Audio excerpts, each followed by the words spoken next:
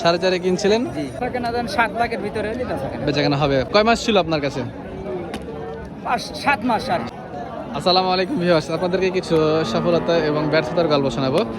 যে সেটাতে ওনারা বিক্রি করতে আসছে এক জোড়া ফ্যাটেনিং করা মহিষ দুটা বলদ মহিষ, কিন্তু মহিষের কোয়ালিটি কিন্তু সেই কোয়ালিটি। হ্যাঁ, হাইট দেখতেছেন, অনেক যত্ন করে মানুষ করেছে মনে হচ্ছে, মানে মানুষ না অ্যাকচুয়ালি পালন করেছে।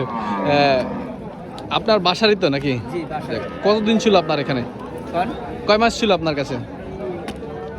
7 মাস আর 7 মাস। একে দেখি কাজ করাইছিলেন? না, কাজ করানো হয়নি। কাজ করায়নি। না। বাসা কোথায় হলো আপনার? সাদাতপুর থানায়। সাজাদপুর, আচ্ছা। সাজাদপুর থানা, সিরাজগঞ্জ। মাশাআল্লাহ।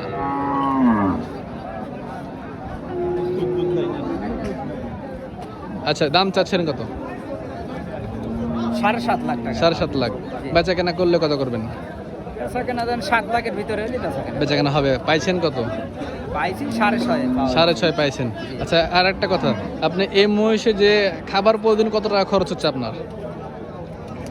আবার তো ধরেন যে দুইটা মহিষে তো আপনার 700-800 টাকা খরচ হয় এই দিন প্রতিদিন? প্রতিদিন। আচ্ছা, কেনা ছিল কত বলা যাবে? এটা অনেকদিন হয়ে গেছে, এখন বললে। হ্যাঁ, অনেক দিন হয়ে গেছে। হ্যাঁ, কত? 4.5।